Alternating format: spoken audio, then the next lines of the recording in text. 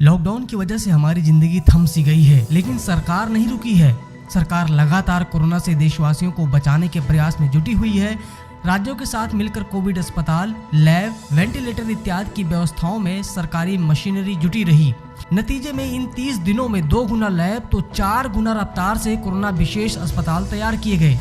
भारतीय आयुर्विज्ञान अनुसंधान परिषद यानी कि ICMR के मुताबिक जनता कर्फ्यू के एक दिन बाद 23 मार्च तक 100 सरकारी व निजी प्रयोगशालाओं में संक्रमण की जांच चल रही थी। हर लैब में जांच करना संभव भी नहीं है। RT-PCR के जरिए एक सैंपल की जांच में 2 से 3 घंटे लगते हैं और मशीन भी अलग आती है।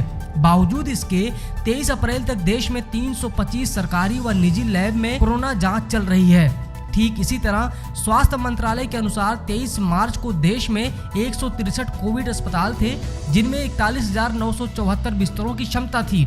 लेकिन अब देश में 736 अस्पताल हैं, जहां 1,94,026 बिस्तरों की व्यवस्था कर दी गई है। हमारे यहाँ अभी 21,700 संक्रमित मरीज हैं, लेकिन सरकार ने करीब 2 लाख बिस्तरों की व्यवस्था पहले से ही कर ली है। देश में कोविड-19 अस्पतालों की संख्या में लगातार बढ़ोतरी हो रही है। इनमें कुल 24,644 ICU बेड भी तैयार हैं। पिछले 1 महीने में आइसोलेशन बेड की संख्या 3.6% बढ़ी है। पूरी दुनिया में मेडिकल सामग्री की कमी है, इसीलिए सप्लाई चेन को तैयार किया जा रहा है। लॉकडाउन के दूसरे चरण का 9वां दिन पूरा हो गया है। अब 10 दिन और घरों में रहना है ताकि कोरोना की लड़ाई हम जीत सकें। बृहस्पतिवार को 23 राज्यों के 78 जिलों में राहत की खबर मिली है। इनमें पिछले 14 दिन में कोई नया मरीज नहीं मिला है, जबकि 12 जिले ऐसे हैं जहां 28 दिन से कोई नया केस दर्ज नहीं हुआ। सरकार उम्मीद कर रही है कि आगे भी इन जिलों में कोई नया केस न मिले और बाकी जिलों में भी स्थिति सामान्य हो।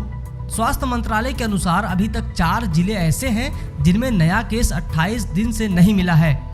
अब इन जिलों की संख्या बढ़कर 12 पहुंच चुकी है। 2 दिन में बढ़े इन जिलों में चित्रदुर्ग कर्नाटक, बिलासपुर छत्तीसगढ़, इम्फाल पश्चिम मणिपुर, आइजोल वेस्ट मिजोरम, कोठागुडेम तेलंगाना, पीलीभीत उत्तर प्रदेश, ACB नगर पंजाब और दक्षिण गोवा शामिल है।